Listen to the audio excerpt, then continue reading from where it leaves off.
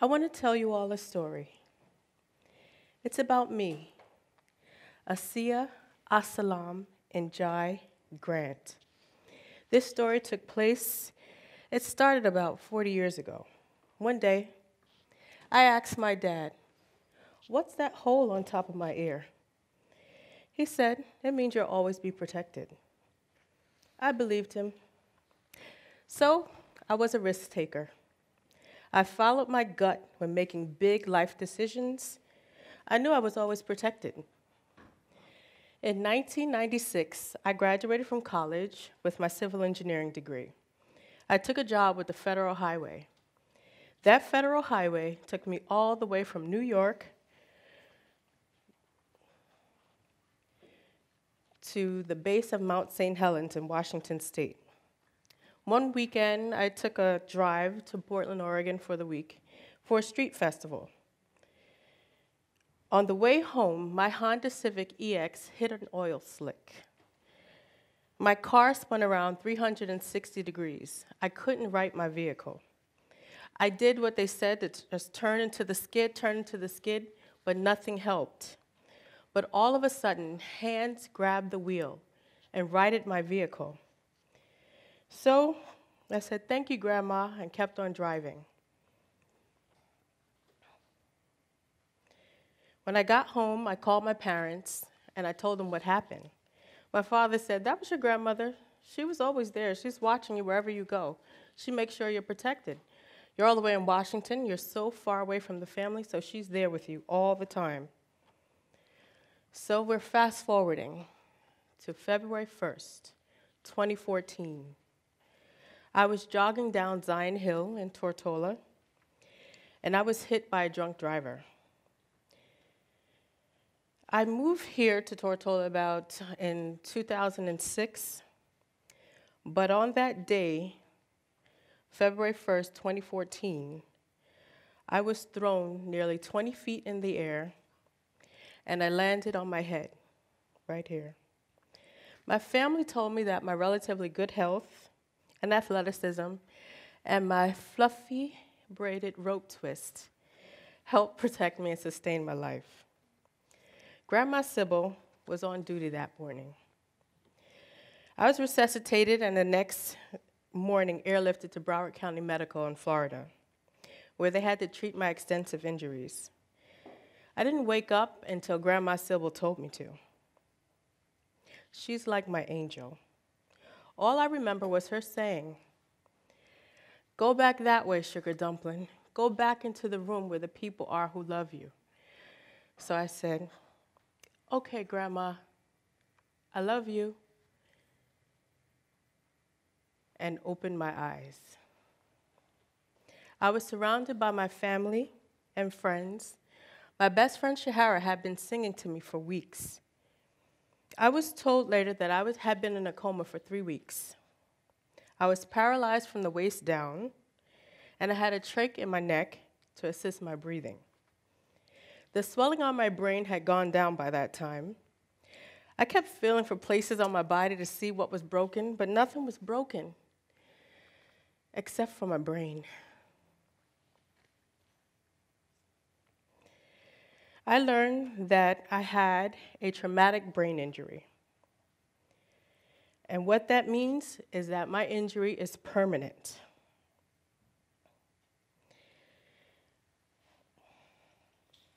Excuse me, I had to just take a minute.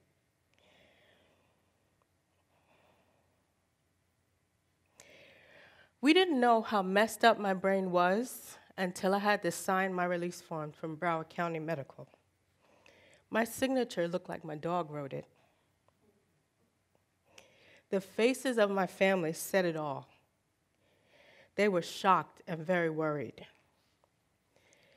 My family immediately found the Rusk Rehabilitation Center in New York, where I'm from, and my mom was with me the whole time and hated that tiny medevac that had to fly us from Florida to New York to get my treatment. I was an inpatient and an outpatient at Rusk. So you may ask, what actually happened?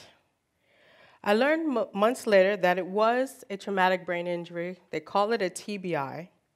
It's permanent. The paralysis in my legs was due to my brain not remembering that I could actually walk. With a frontal lobe injury like I have, I was unable to access all of the memories and skills without prompting. I had to relearn how to read, how to write, how to spell, how to walk, who all these people in this room that I already knew were. And I had to learn, most of all, how to be me. Simple things like going to the bathroom, making a cup of tea were difficult because I couldn't remember the sequence of how to do simple actions. After months of intense physical therapy, I was finally able to walk again and released from inpatient care. Sidebar, when I was able to walk again, I sent a video of me walking to my Rotary Club. The Rotary Club of Tortola, along with the other Rotary clubs in the BVI, made me feel so loved. I received cards, singing videos, visits from all the Rotarians here. I even got to see the Lion King. They gave me strength and motivation, and I needed it. Back to the story again. After my inpatient therapy was finished, I was accepted into Rusk Rehabilitation for outpatient brain injury therapy. Each student in the program had to be assessed prior to entry. We were also given a report card after each cycle, and each cycle lasted 6 months. The report card determined if you were qualified to return. I remember getting so nervous, waiting to hear from my counselor if I was going to be accepted back in. Not every student got called back, but I instinctively knew that I had to continue. TBIs are often undiagnosed, and receiving the therapy that I got was so necessary, and it changed my life. When I entered the program, it was only months after my car accident. But unlike my friend Nancy, she arrived 20 years after her initial injury. In rehab, my best friends Nancy and Sandra. We knew we needed to be there, and we knew we needed each other to get through it all. The hardest part about this whole journey was accepting the truth. We had brain injuries, and we were no longer what we were. Nancy had been an ad exec, Sandra had been a nurse, I had been a civil engineer, pharmaceutical sales rep, and then a banker. But now, we are simply brain injury rehabilitants. We have deficits. Unawareness was one deficit that we all had at one time. We didn't know what we didn't know, and sometimes it showed. Classes were Monday through Thursday, 10 to 3. We were so happy when Friday came. Sometimes we would try to plan events on Friday to see how we can make it out there in the world without the schedule of therapy. Sometimes it was great, sometimes not so much. As you know, New York City traffic is stressful. Relearning how to take the New York City public transportation was stressful as well. Stress is the worst thing that you can do for someone who's suffering from a brain injury, because it takes away our coping mechanisms once we get stressed. Back to my friends. We all felt better together because we were mostly alike. It was hard learning that many of your old friends, they kind of lost interest after they saw that you were okay. So we in the program, we stuck together because we were all different now. In therapy, they did teach us different strategies to fool the world into thinking that we were fine. These strategies can be used by everyone. Write everything down, rewrite it in your calendars, then read what you wrote to check for spelling errors. My old friends had to remind me of the memories we shared. If they would tell me where I was and what I was doing, I could then have my brain remember the who, what, when, why, and how. My brain is still unlocking many memories to this day.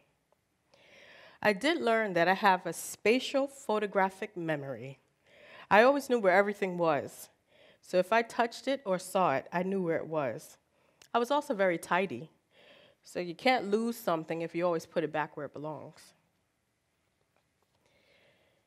In therapy, we learn to become creatures of habit. Habits took away our need to remember. We would get to class at the same time. We would eat at the same time. We would go home at the same time. We would go to bed at the same time every day. Any deviation, we had to plan it with our loved ones and put it in our journals, calendars, and our phone. Planning outings helped me figure out how to get there. Could I walk, take the train or bus, or Access-a-Ride? For those who don't know, Access-a-Ride is a transportation service for those in New York with disabilities. It's door-to-door service, but Access-a-Ride, they are often late, unaccommodating, and very rude. Yet, it's door-to-door. As I learned how to be me, these tools came in handy. I noticed things in my classmates that I would look out for in myself. I would correct behaviors in others, hoping they would do the same for me. But outside of class, many just didn't say anything or just treated me differently. Even though I did notice that many of you normal folk would also do and display many of the behaviors that we call deficits, such as acting, speaking, or laughing impulsively, making scenes in public, and exaggerating one's accomplishments. I do digress. I was so good at faking it that when a deficit showed up in me, people didn't know how to take it. I became so self-conscious about my deficits that early on I preferred to just isolate myself. Meanwhile, I was accepted to the second cycle and then the third cycle when many people were not. I never gave up on myself. The coursework was challenging, and if you didn't have family members or a support system to learn along with you, many of the gems were lost. You needed someone to remind you of the lessons learned and the pitfalls not to take. I was lucky to have a strong support system, as well as my indelible spirit to persevere. By the time third cycle came, I knew I had these strategies down, but I didn't know what was next. I graduated. I was torn. I didn't want to not come back. They said, Asiyah, there's nothing more we can teach you. You're graduated. But I was scared. Many former rehabilitants, they did go back to live full lives. Some went back to their old jobs. Some even created new careers. On the other hand, there were many people who didn't graduate, many still in denial that they even have a problem. But I graduated, and I didn't know which way to go. Do I stay in New York? Or do I go back? But to what? I kept getting this strong desire that Tortola was where I needed to go. After all, it's warm.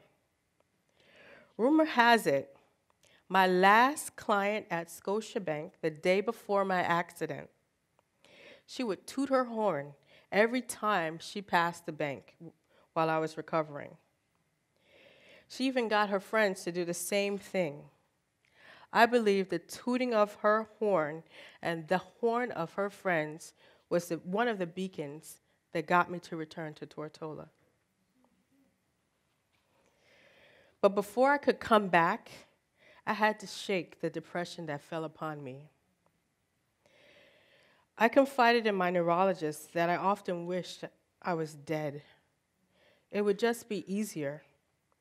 He prescribed antidepressant medication. He said he wondered what took me so long to ask for it. Most people in my shoes had already been taking it just to get through everyday life. But I hated taking medication just to make me feel better. My inner voice told me, just go to the gym. I joined Crunch Gym. My trainer was gorgeous. So I was very early all the time and very motivated. The gym gave me a new routine, it gave me new friends, and I started to feel a lot better. Eventually, I stopped taking antidepressants altogether. As my counselor would say at Rusk, follow your feet. That meant even when you don't want to, just do it. My higher self didn't have a traumatic brain injury. When I listen to my instincts, my gut, my sixth sense, I'm allowing the universe to pull me in the direction I need to go. The type of rehabilitation provided by Rusk is so important for TBI recovery. Most people don't even get this kind of intense therapy because most doctors don't understand TBIs. Sports injuries, like concussions that football players get, they receive it. And now we're getting the attention we need. But many accident victims don't get brain injury treatment. They just get physical therapy. I want to share something I wrote March 8th, 2017, to my Brain Injury Trust, and they shared it with their rehabilitants at Rusk. Here goes. I am a survivor of a debilitating brain injury and had to go through 3 cycles of intense brain injury rehabilitation at NYU Rusk Brain Injury Institute over a 2-year period. I've had to use strategies to help me remember everything in my life and relearn how to appear to be normal in a world where rushing, inconsiderate, and unforgiving people are everywhere. And if you have a disability, you just don't matter. It took me a while to come to grips with the permanency of my brain injury. I will never be the same again, but perhaps I can be even better. Many doctors said I had to use strategies like repeating things, writing everything down, and asking people to speak slower. They all work very well and aren't seen as bothersome. The most amazing thing about the brain is that we only use a very small percentage of its capacity. I've done so much reading, problem solving, math, writing, watching movies to improve my focused attention, and exercise that it has brought back many skills I thought were lost forever. Like they say, if you don't use it, you lose it. Well, I worked my brain and now it's working for me.